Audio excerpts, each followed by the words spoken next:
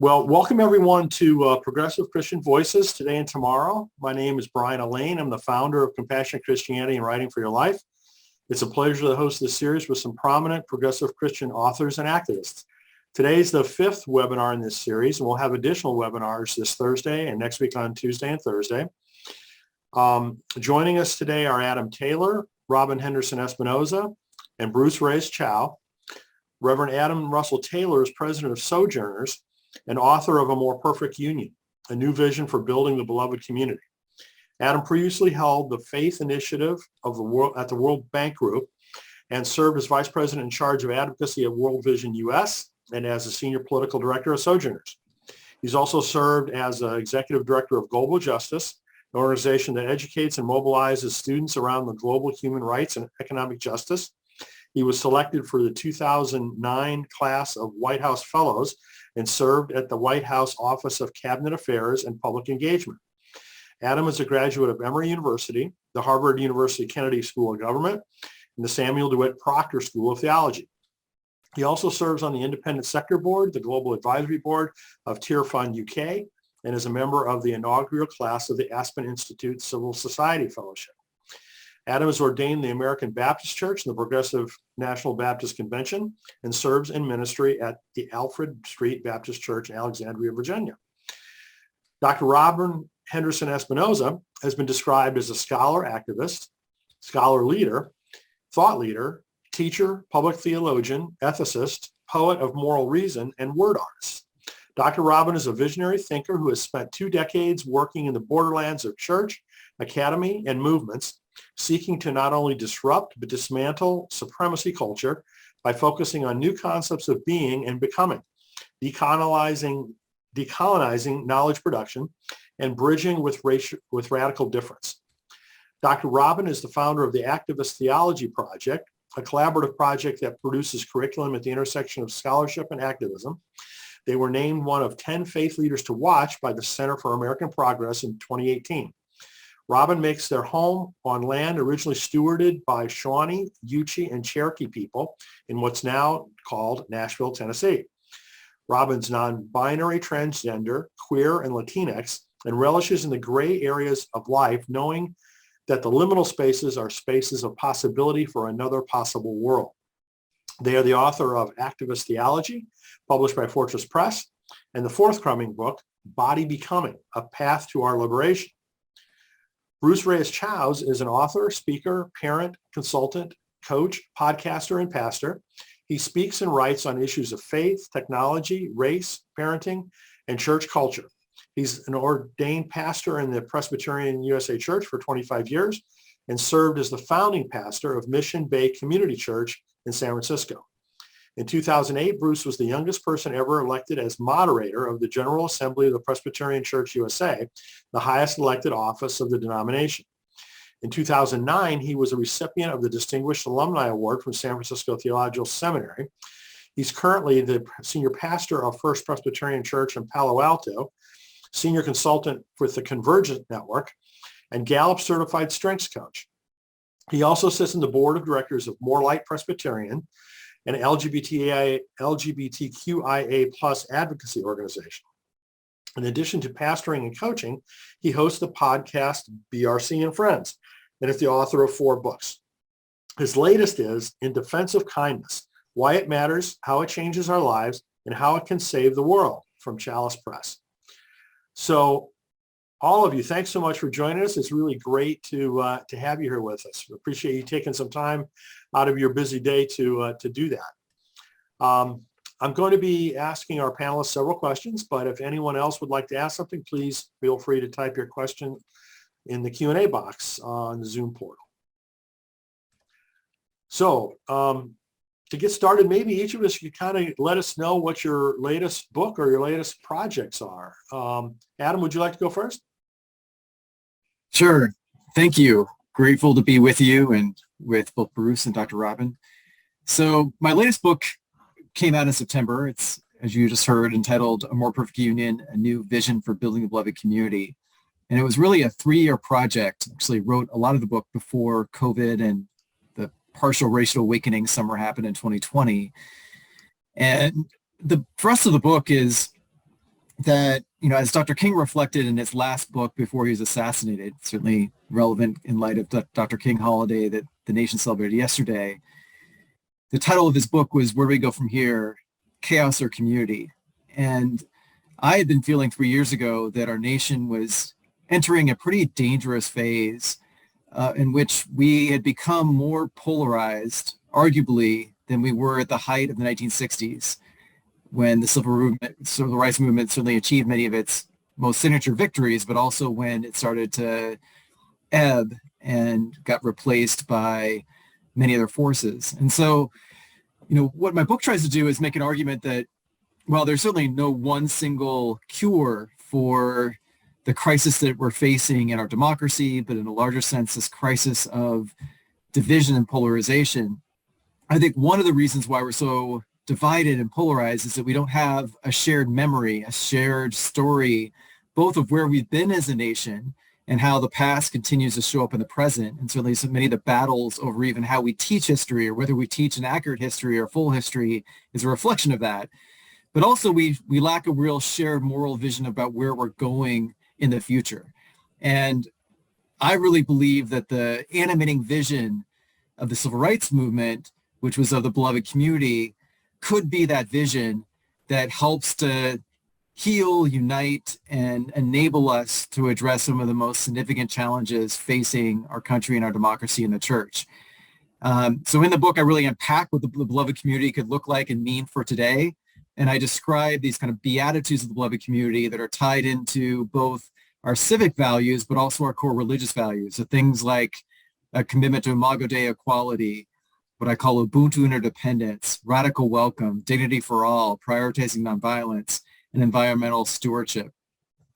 Certainly much more I could say about the book, but the thing that links to in terms of my current work, Sojourners is deeply embroiled in this ongoing battle for voting rights and to protect our democracy right now. We have been working in 10 states to try to protect the right to vote and are working nationally to try to pass the John Lewis Voting Advancement Act and the Freedom to Vote Act. And that's important because literally this week, those bills are going from the House to the Senate to likely be debated on. And unless we can find the political courage and will to change the filibuster rule, they'll likely hit a brick wall. But that doesn't mean that our efforts to defend voting rights need to stop. They have to continue. So just a quick preview into some of the things I'm doing now. Yeah, well, I really appreciate all your work, Adam. And, the book that Adam wrote was just wonderful. I really encourage people to look into that. But also, the work that you described that, you and Sojourners are doing is just such incredibly important right now. And, I hope everyone can get connected into that and support that. So, Robyn, how about you? Do you want to tell us about your latest endeavors?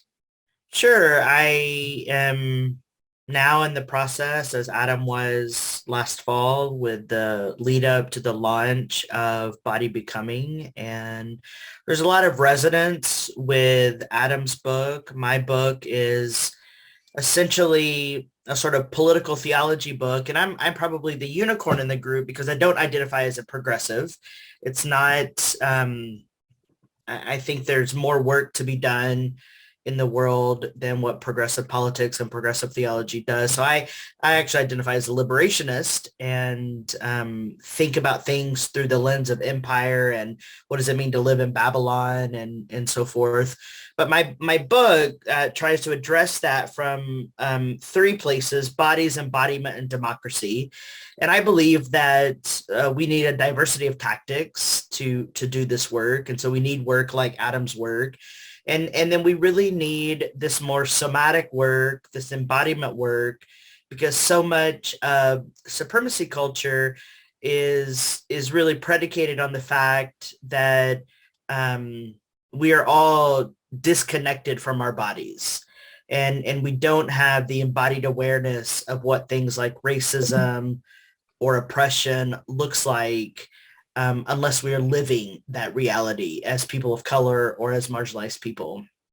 And so I turned to story several years ago after finishing my PhD in philosophical theology and try to use story as a method to think about how we can reshape our democracy through embodied practices. So a lot of what Adam said, like what is our history? What are our shared memories? How do we cultivate shared practices? I think those are all wrapped up in cultural somatic work, embodiment work. And so my book is the story of how I capitulated to academia and disconnected from my body and walked into my therapist's office and said, I want to know how to have a relationship with my body, and how my theology revolutionized from that place. As a Latinx, so much of our cultural work is tied up in the body, but because of violence and migration and capitalism and all the different industrial complexes, we get separated from our bodies. And when we are more deeply embodied, we can reshape our cultural body. And when we reshape our cultural body, we reshape our democracy. And so I think that embodiment is a vision for democracy, and nobody is really talking about it in that way from a sort of politicized manner. And so I try to do that through story, and I collect vignettes. I actually call it a more perfect union, the vignette piece. And so there's a lot of overlap, I think, with what Adam is doing.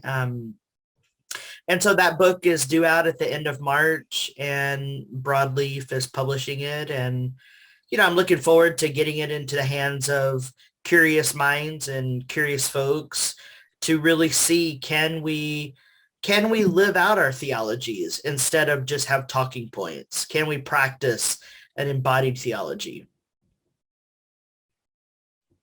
Well, that's really great to hear, Robyn, and congratulations on bringing that book out. I don't know if we have a book launch interview scheduled yet for that or not, but we'll have to see if we can do that, because I'd love to, dive into that a little more deeply with you. And you said it's in March, Broadleaf Books in March? March 29th, I think. It's around Trans Day of Visibility. They're trying to kind of, because I'm their first trans author, so they're trying to amplify trans visibility with my book coming out. And so good, excellent. Thank you. Bruce, how about you? It's really good to be with you. I was telling Robyn earlier, I've only seen your two names a lot, but we don't think we've ever met, and I'm so grateful to be in this space. This is not false self-deprecation at all, but after hearing your intros, and it's like, and this guy Bruce is also here. So, and I think we're all valuable and all that good stuff, but I was just laughing to myself. If my kids were listening to this, they'd be like, Dad, why are you on that show? What are you doing? You wrote this book on kindness. Latest book is on kindness. I've written a few, and then this one, it's not a heavy lift, but fully acknowledge that I've taken part in the kindness industrial complex that has begun over the last year. It drives me just to see all of it, but I try to take a different take on really challenging that kindness as a weakness and as a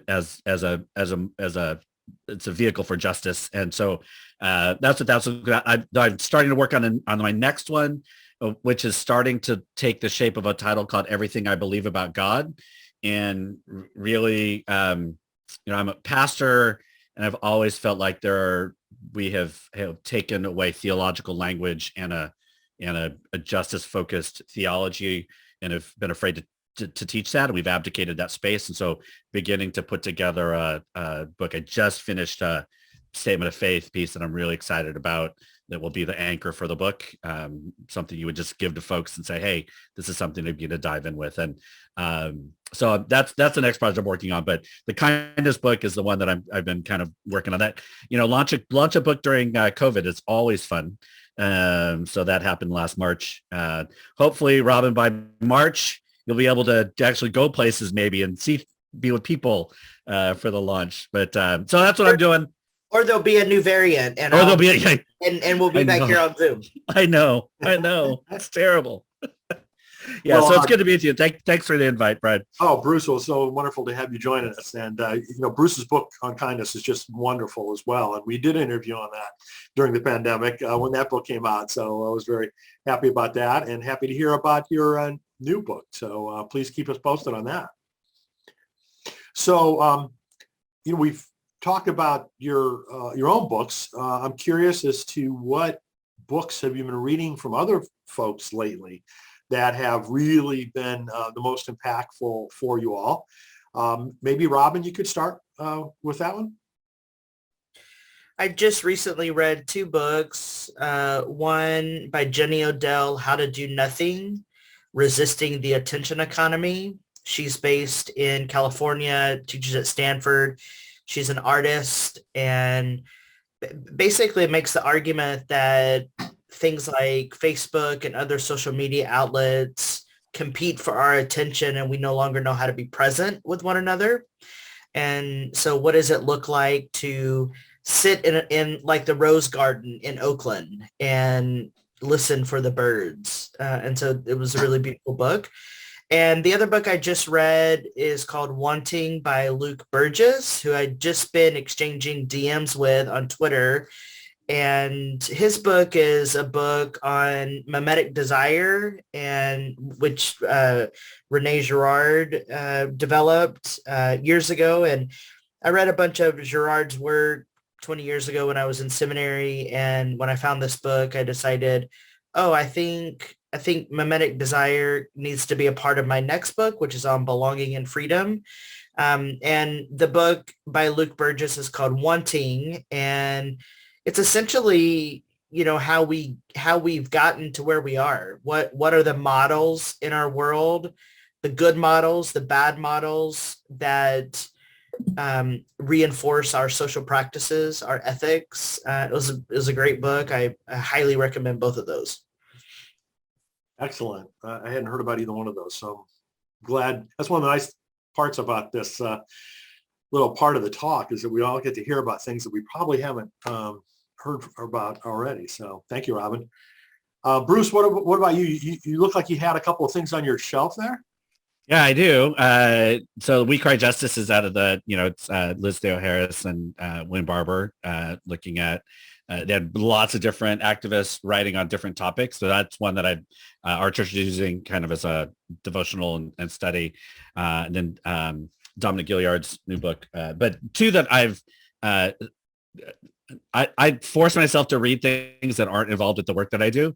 So I'm listening to right now Ready Player 2, if you are a Gen Xer and you haven't listened to that one. But I'm also reading a book called Skinship by Yoon Choi, which is a great vignette of a Korean American kind of story, just to get outside of my own cultural kind of space, but also writing is beautiful and all that. So those are, I'm constantly forcing myself to read things that are going to take my mind somewhere else.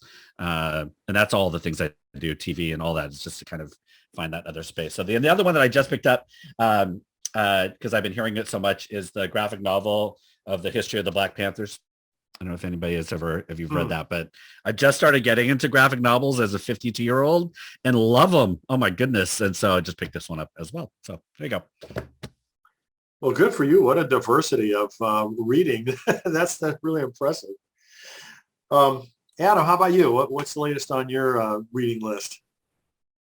Yeah, I'm realizing that I need to start reading some more cool creative stuff, but I am working my way through the 1619 Project, and I was inspired by the kind of New York Times article that came out about a little over, over a year ago.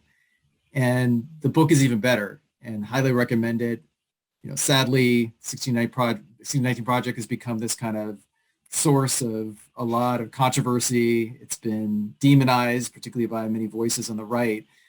But its effort to try to reframe the origin story of the United States through the lens of slavery and the legacy of slavery, I think is extremely important, particularly now. And the fact that it brings together so many other gifted and talented authors and experts reflecting on that history, I think is really important. There's a chapter in my book called "And the Whole Truth Will Set You Free, Building on the Words of Jesus," where I basically make this argument that the longer we refuse to acknowledge and repent for our history, the more we're going to be captive to it. This is kind of paraphrasing the words of James Baldwin. So really excited about that book. Slightly different, but still kind of in my vocational wheelhouse, is a book called Servant to the Poor on Paul Farmer. I'm reading this in part because I got to know Paul Farmer back when I was in graduate school, and he actually served on the board of an organization I started called Global Justice. And I've long admired him, but this book really gets into his like the theological roots of Paul Farmer, and it's fascinating. I mean, I always understood an option for the poor to be the driving force behind so much of his public health activism and work, but it really goes even deeper than that. And so I'd also highly recommend it because he's just such a incredible doctor, public health activist and leader, but also he's so rooted in his spirituality, which really drives all that work. Very cool. Very cool. So I'll mention a couple books I just finished. This one is from Lisa Sharon Harper. This is actually an advanced reader copy. The book isn't released yet. It's called Fortune: How Race Broke My Family and the World and How to Repair It All, with a foreword by Otis Moss III.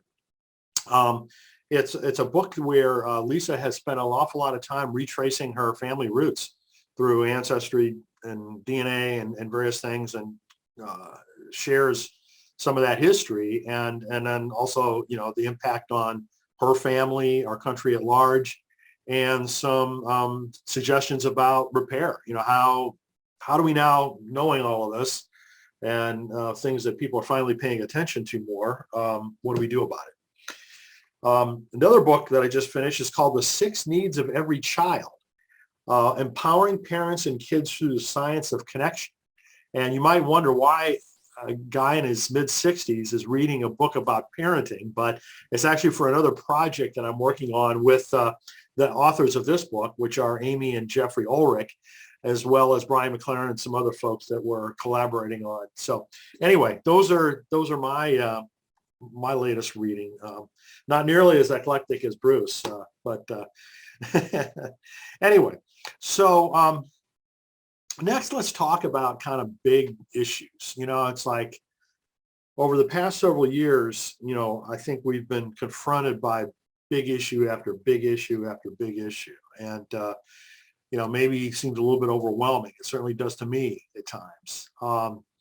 I guess I'd love to hear each of you talk a little bit about, you know, what do you think is the most important thing for us, you know, collectively to be focusing on right now? Bruce, would you like to start us off on that one? Would I like to? Sure. What is oh my goodness. You know, the lens that I have right now, honestly, are my kids. I have 3 children. One is a graduate. They graduated from college, and 2 are in college right now, both at small liberal arts schools. And watching the world through their eyes right now, both we had long conversations on what does anarchy look like now, and challenging their parents' understandings of what that looks like as they're learning about multiple ways that anarchy is not kind of this, you know, we're all headed towards a purge. And, you know, so I'm learning about how they're going to be navigating so many different issues. And I think for them, and both of them, you know, I think they're looking at mass incarceration and abolition as a big issue as they're working in their what's passionate for them. Climate change certainly is. But the thing that's been really interesting, again, is how we support community. And they've been teaching me a lot about mutual aid and looking at what does that really look like, and breaking out of a denominational kind of capitalistic sense of how we support one another. So, I mean, I think as I kind of am moving through, I think for me, one of the big issues would be how we're listening to, supporting, working with, mentoring, learning from young people in not a romanticized way, but in a genuine relational way, because I think their vision for the world has been in some ways ruined so much by us, but also have, out of a very dystopian way to talk about it, have a very hopeful vision about what could come next if we would just hear that and kind of needle those places out. So I think all of the things that are going on are important. And I think that's the lovely thing about being community. We can all hold them differently. But I think those are the things that we're having lots of conversations in our household about. So mass incarceration and abolition, climate change, and mutual aid, and anarchy. That's been our last one, has been like really thinking about what does that look like as a community, a culture moving in positive ways towards deconstructing systems. Yeah, so that's what happens around our dinner table. It's kind of fun having college students in that world. So there you go. Isn't it great when your children reach the age where you can have those kinds of conversations with them? Oh, and I love that we've always told them they need to be more progressive than us. They need to be pushing out, like, God would have joked to us and had somebody that was moving to the right, but it has not been. It's been pushing out further and helping us grow. And yeah, having these conversations now has been really very exciting, and kind of seeing where they're headed and what they might do or choosing not to do. I mean, it's lovely. So Adam, you kind of gave us a little bit of a flavor of, what your most pressing areas are right now. Do you want to expand on that a little bit? Yeah, I'd be happy to. And let me just tell a quick story that was inspired a little bit by Bruce's book on kindness. I haven't just read it, but just hearing about it inspired this in me. So one of the reasons I wrote this book was, if we can kind of take ourselves back to the morning after the 2016 election. And my 5-year-old son, he was 5 then, he's 10 now, named Joshua, came into our room at 3 a.m. and was like, "Mommy, Daddy, I need to know who won the election." And, we had tried to shield him from the election, although that's impossible in DC. And so we were like, "Well, we think Mr. Trump won." And he said, "I don't understand how someone who has said and done such mean things can win." In other words, someone who is so unkind could win. And it kind of led to an existential kind of crisis within myself in terms of trying to be able to explain to my son, not that, a Republican had won or some more conservative one, but it's someone who had stoked and appealed to so many of the worst vices that we've had in our nation really throughout its history, particularly around racism, misogyny, and xenophobia. And so part of my book is kind of trying to not just answer that question, but really try to, again, cast the vision for how multiple generations could help transform our country. So it kind of brings me to my answer, which is a combination of helping to disciple the church in particular, but Americans into a commitment to anti-racism, which I think is a requirement for Christian discipleship. I don't necessarily think the whole church embraces that by any means, but really understanding it not just as an interpersonal challenge, but as one that requires us to be committed to this kind of systemic change that is so necessary in policing and our incarceration system and beyond. And then linked to that is this ongoing assault on our democracy. I mean, the reality that the big lie has actually gotten worse. It's kind of metastasized since January 6th and not gotten better, to me, signals that we really are in a pretty fragile state and in a state of crisis within our democracy. 70% of Republicans believe that the last election was stolen, which is undermining trust in our election system, but also could really have a toxic effect much longer term. And so, I don't want to be a broken record, but I think the most important thing we can do right now, which has an impact on every other single issue, including climate change and all the ones that Bruce mentioned, is to shore up our democracy, both to prevent all of these further efforts to restrict the right to vote and make it easier to overturn election results, which have been passed in over 19 states around the country, and to ensure that there's a basic floor of policy and standards so that we can have free, fair, and safe elections in the future. And so I'll just end with a quick quote. Dr. King said that voting is the foundation for political action. And John Lewis, who I was extremely humbled, wrote the prologue to my book before he passed, said, "Voting is the most powerful nonviolent tool in our possession, and we have to treat it as sacred." So I'm just hopeful that people that are on this Zoom, but also people that have a chance to read my book, will join in this effort to defend our democracy. So Adam, we've all been hearing kind of periodically the latest in terms of the national voting rights situation that looks like it's going to go to the Senate and not necessarily have a good fate there. Are there any pieces of good news that you can tell us, maybe on other fronts in this whole set of issues? Yeah, Bruce, Brian, two things on that. One is that, I'm, as a kind of Christian leader, if you will, as a minister, I see myself as a prisoner of hope, borrowing the words of the late Archbishop Desmond Tutu. So I haven't given up hope on this. I know that, Senator Sinema and Manchin have signaled their opposition to changing the rules in the Senate in order to, essentially carve out the filibuster so we can pass these bills. But there's going to be a full court press on them this week, and they're going to be forced to defend their position in the Senate. And every Republican senator is going to have to defend why they don't support these bills that would help protect the right to vote and would help to strengthen our democracy. So even if there's a defeat this week, I think there's some victory and really kind of putting people on record. And then the fight really has to go local and go to the state level again. We won't give up on federal legislation, but we've got to work even harder to ensure that we push back against these efforts at a state level and ultimately build greater support for protecting our democracy. And it's kind of, I would describe it a little bit like a Selma moment where, King went to President Lyndon Johnson trying to get a Voting Rights Act accomplished. And Johnson was like, I've expended all my political chits getting the Civil Rights Act done in 1964, and my focus is the war on poverty. So instead of complaining, he literally went back to the South and, made camp in Selma and was able to organize a campaign that essentially shook the conscience of the nation and ultimately built the political will to pass the Voting Rights Act nearly a year later. So I think it's a kind of a similar dynamic that we're facing right now. The other good piece of news really quickly is that while, yes, there's many states that are making it harder for certain communities, particularly communities of color and young people and others to vote, many other states are actually making it easier to vote while also maintaining election security. And so we're literally going to we're kind of on a trajectory of having a country with two different voting systems.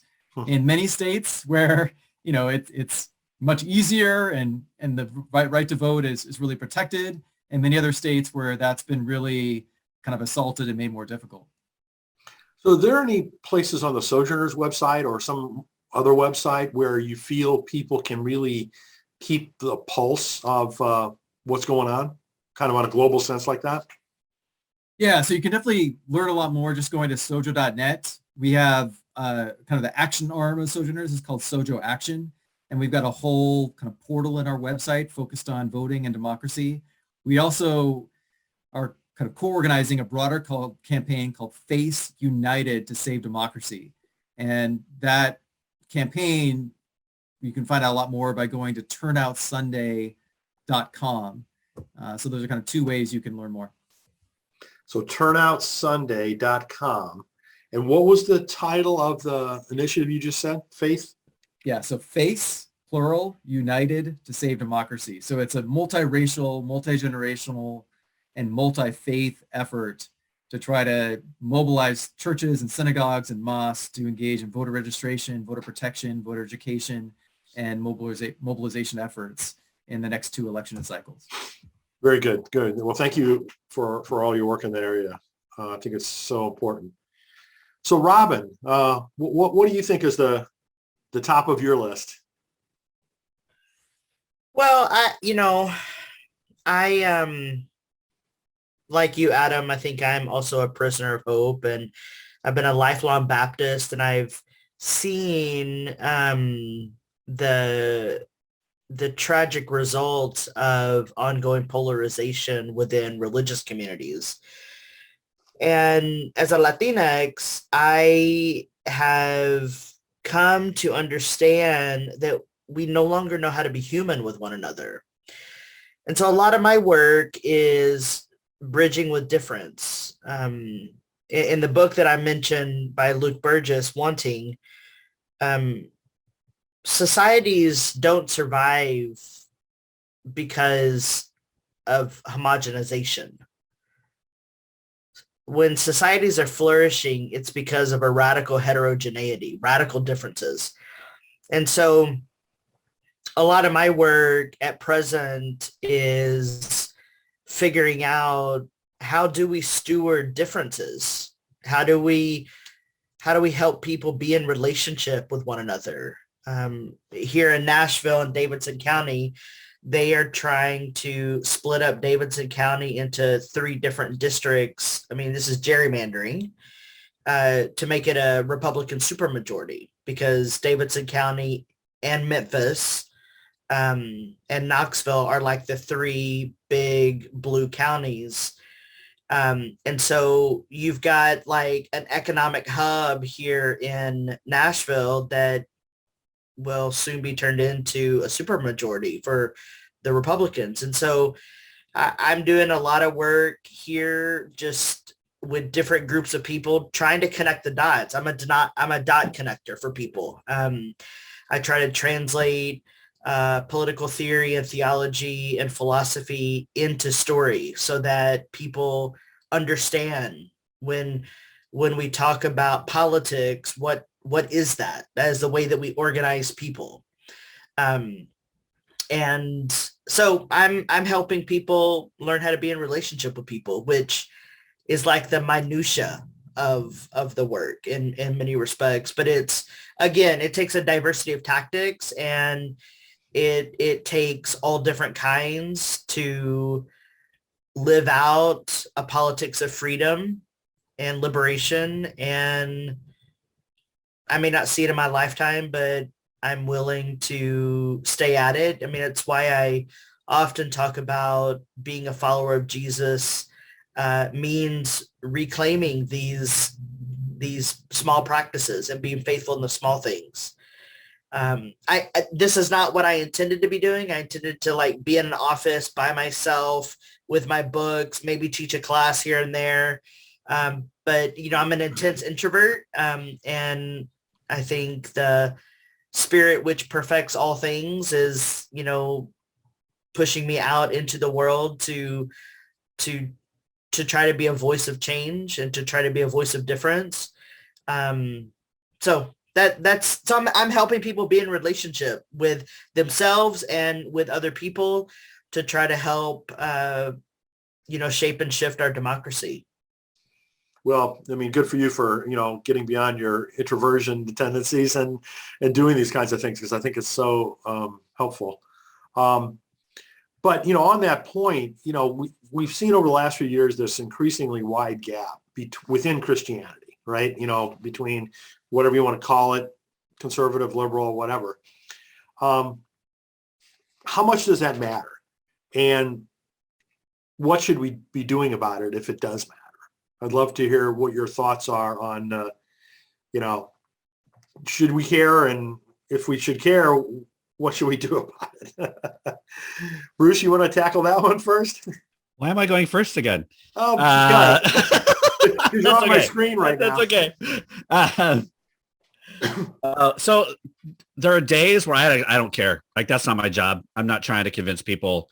I believe I have I've been transformed by a better version of the gospel, and that's what I share, and I encourage our folks to push that out. And then there are days where I have to realize the body of Christ is the body of Christ, and I don't get to choose who that is. And so when one part is hurting, the other, we're all suffering, and we rejoice. So I think there's a constant tension for me of this, those who are being, who have more affliction because of what's going on, being asked to continue to be the ones to reach out. And I think that is dangerous and dramatic. And then there are those moments I'm like, I think some of our, when we think about how do we all healed, we all have to be healed.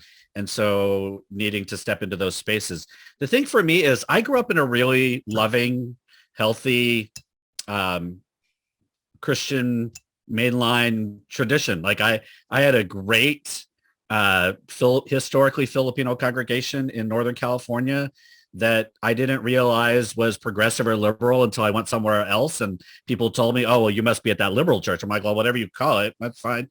And so one of the things that I've noticed as the division in Christianity is I actually don't know. I have friends, and I'm adjacent to many who grew up with a very toxic, terrible theological space. And I see the hurt and the pain that's created, and that's somewhat informed me. But I don't know that world. It's been an interesting thing as I've served churches. I know this more kind of moving towards the left and figuring that space out and trying to broaden that place. So I think when it comes to the division piece, for me, it's really knowing who are the people within my wheelhouse of really being able to pastor, and what are their needs, in terms of just my local congregation. Like we are very clear with, you can believe anything here, but you can't behave anyway. And so there are a lot of folks that we know. So we've struck in the all are welcome language because that's not true. And, I think that for me, there are times where I'm drawing lines. I'm like, yeah, I will recognize you as a created child of God, and I will not exhibit hate and respond with evil. But at the same time, it's not my job to try to convince you of this other reality and truth. So I do sit in there. And then there are times where, I need you to see me in the same way.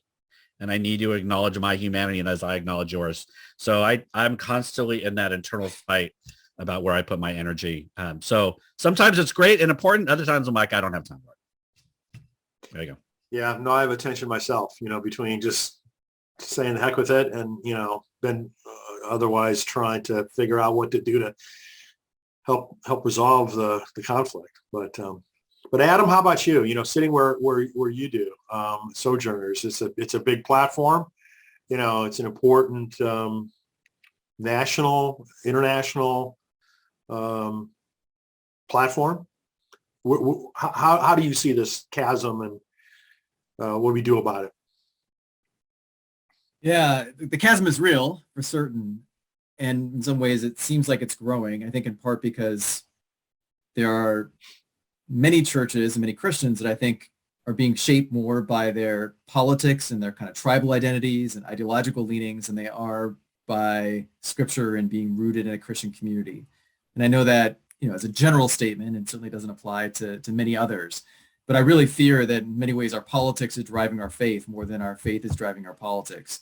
One of the things that Sojourners has tried to say and be is to kind of resist the label of being the religious left.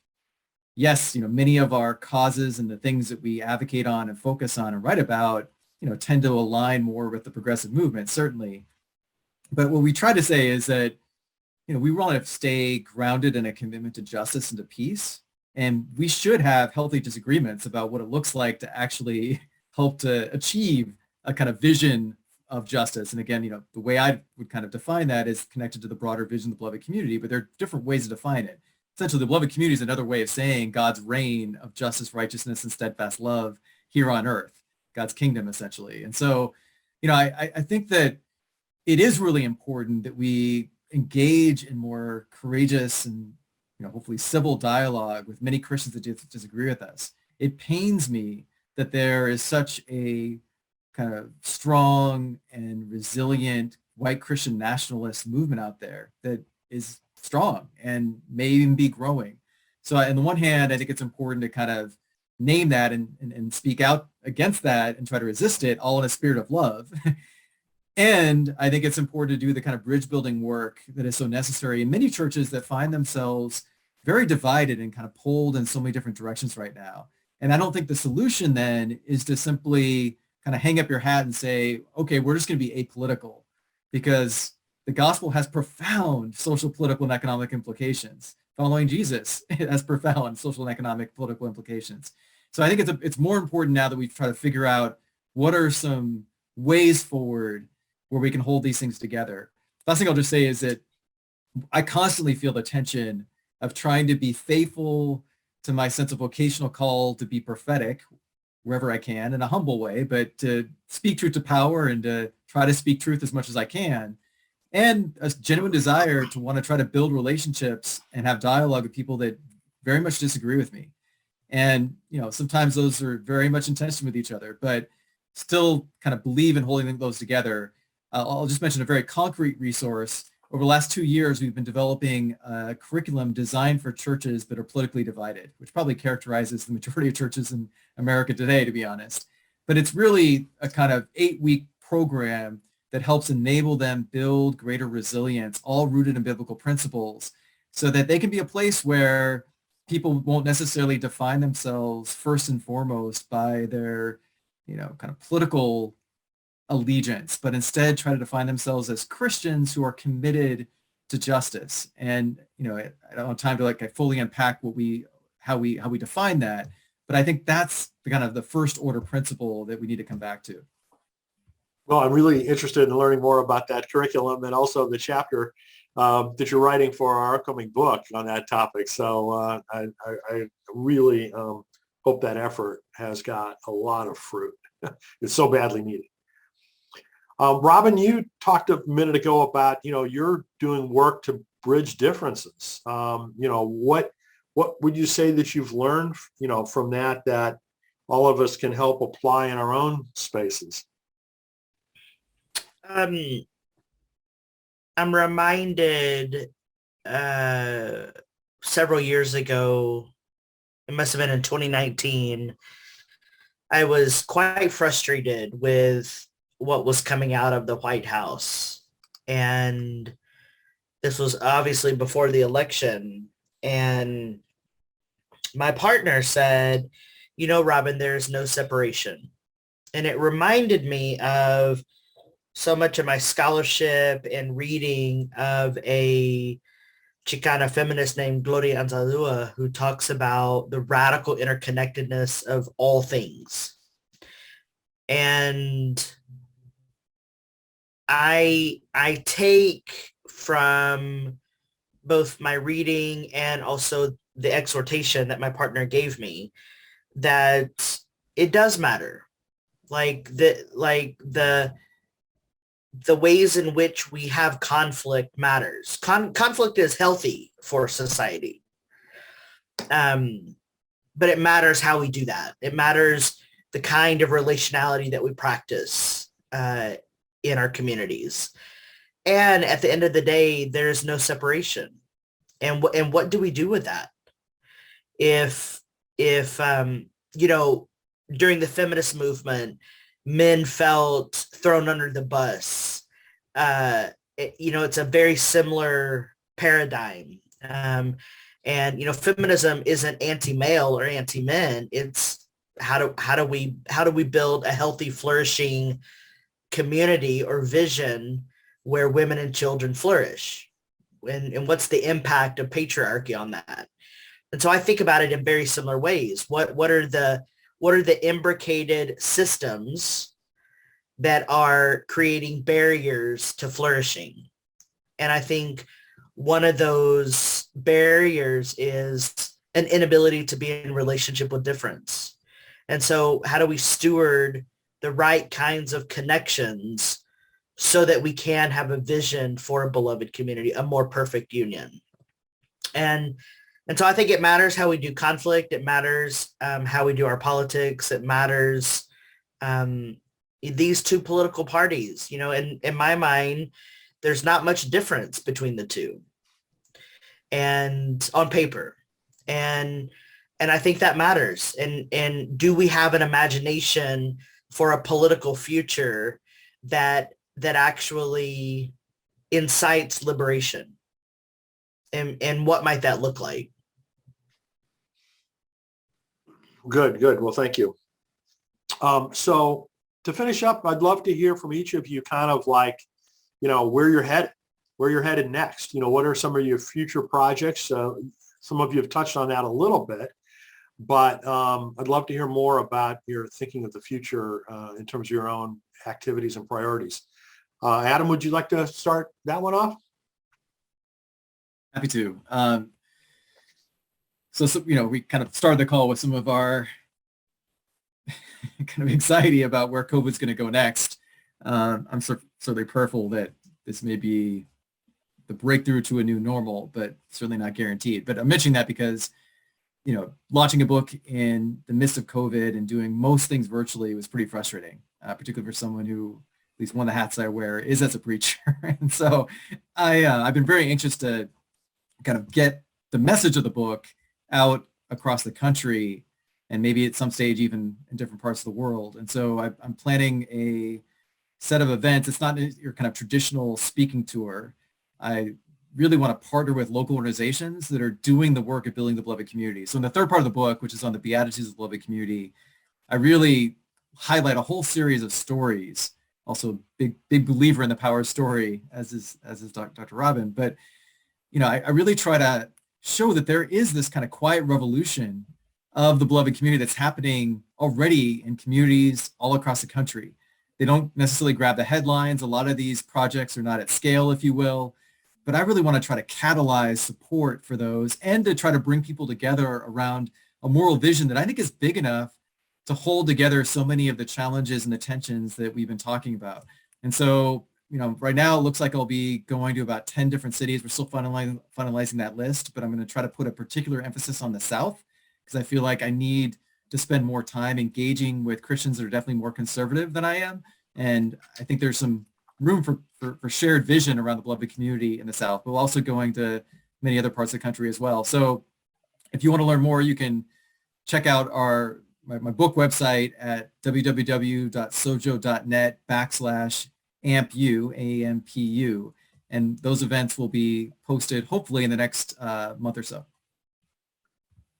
Very cool. Well, good for you for doing that, Adam. I think that's really remarkable, admirable, and having the grassroots conversations, I think, is what's going to help get us past this morass that we're in. Bruce, you want to go next? Sure. Gosh, I mean, the thing I'm looking forward to mostly is planning without as much contingency as we have in everything. It would be nice to actually be able to plan something and think that it might actually happen. I would say that working on this next book, I'm in a very practical level.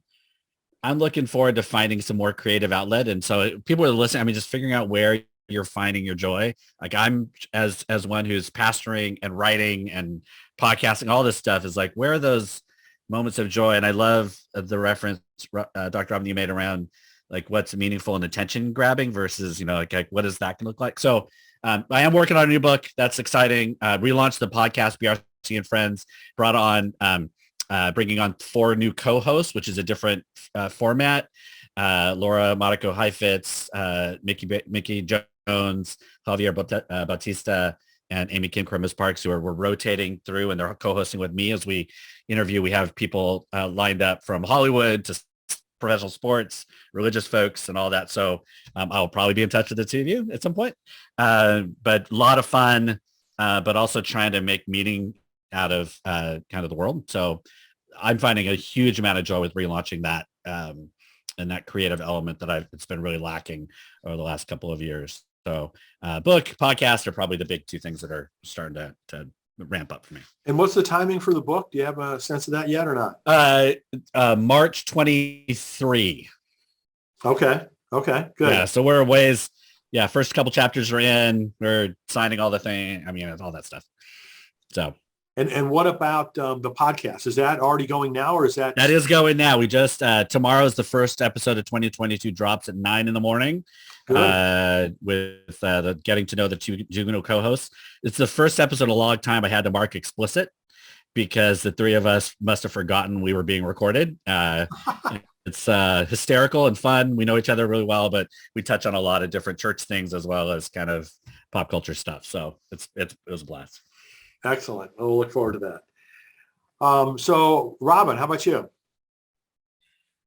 So in addition to ramping up this book drop, I started working on my next project, which is kind of loosely around belonging and freedom and using the front porch as a metaphor to rethink knowledge production. And I intentionally moved to the South to be here to recover my roots. I'm originally from Texas. So Adam, if you come to the South and if you're in driving distance from Nashville, please let me know. I'd love to collaborate with you and do some work in the South with you. And, I'm on faculty at Duke Divinity, so I'm teaching this spring and staying very busy with my little small community of classroom students. And then, the work that the Activist Theology Project is doing, we are launching some initiatives this spring, provided, on the condition that funding comes through. And so I'm just busy, and who knows how long I'll still be at home. I mean, I used to be chasing an airplane all the time, and now I'm just at home. So, which as an introvert, it's nice for me. It's good news and bad news out of all of that. Yeah. Well, congratulations to all of you for all of your great work. We're really to look forward to that and to working with you again. So thanks so much for joining us today. Next session we have on Thursday, January 20th, is with John Pavlovitz, Susan K. Williams-Smith, and Carol Howard Merritt. So we'll look forward to continuing the conversation with them. And Adam, Robyn, and Bruce, thank you so much for your time today and for joining us. And it's such a pleasure to learn from you guys and to hear what you're doing. So thanks so much. Thanks. See ya. Thank you. Bye. Bye, everyone.